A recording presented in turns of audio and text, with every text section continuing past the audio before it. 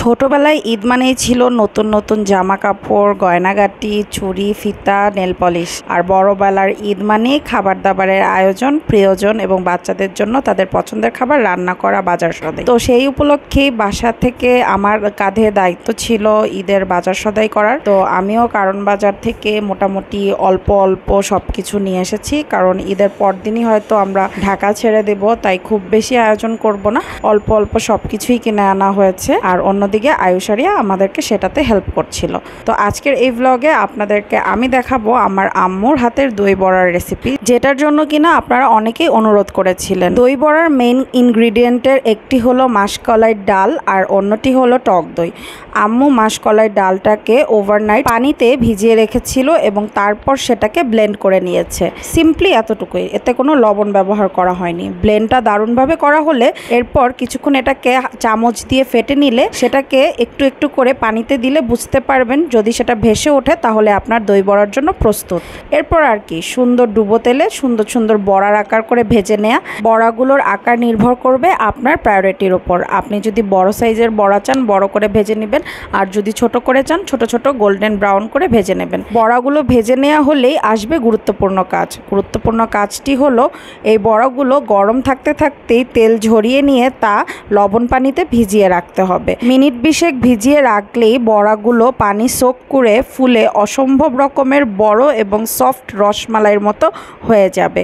এরপর অন্যদিকে আমরা যেটা করব সেটা হচ্ছে দইটা রেডি করে নেব। দইটা রেডি করাও সিম্পল। ধনিয়া পাতা, পুদিনা পাতা, কাঁচামরিচ আমরা বেটে নিয়েছি। আপনি চাইলে ব্লেন্ড করেও নিতে পারেন, তবে বেটে নিলে টেক্সচারটা ভালো আসে।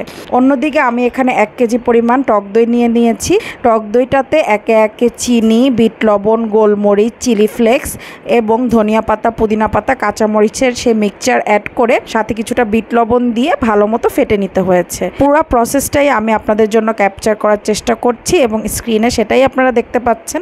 একে একে আম্মু সব কিছু অ্যাড করে নিচ্ছে। দই বড়ার এই দইয়ের মিক্সচারটা বলতে গেলে বোরহানির একদম ঘন যে ভার্সনটা সেটা। এই তো দেখতে পাচ্ছেন, খুব আস্তে আস্তে ফেটিয়ে নিচ্ছি এবং পরবর্তীতে এই মিক্সচারটা টেস্ট করে করে যেটা লাগবে সেটা অ্যাড করে নিয়েছি। ফর এক্সাম্পল, আপনি যেরকম ঝাল, টক, মিষ্টি বা লবণ পছন্দ করেন, আপনি আপনার স্বাদ অনুযায়ী সেটা অ্যাড করে এটা তৈরি করে নেবেন।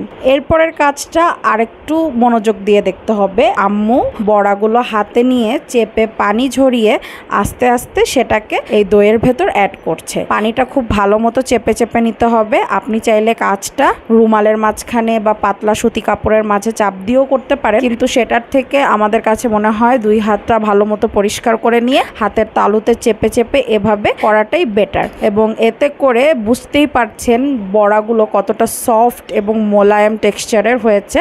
আর পানি যাতে না থাকে সেটা খেয়াল রাখতে হবে, কারণ এটা যেহেতু আপনি ফ্রিজে সংরক্ষণ করে খাবেন, ঠান্ডা করে খাবেন, এতে করে পরবর্তীতে যেন বড়াগুলো থেকে পানি না ছাড়ে সেই দিকটাতে খেয়াল রাখতে হবে। তো এই তো দইয়ের মিক্সচারের ভিতরে বড়াগুলো অ্যাড করে দিলে কিছুক্ষণ রেখে দিলেই এগুলো দই সোক করে এরকম আগের শেপে ফিরে আসে। দেখতেই পাচ্ছেন বড়াগুলো কি সুন্দর দই সোক করে আবার গোল গোল রসমালাই শেপে চলে আসছে।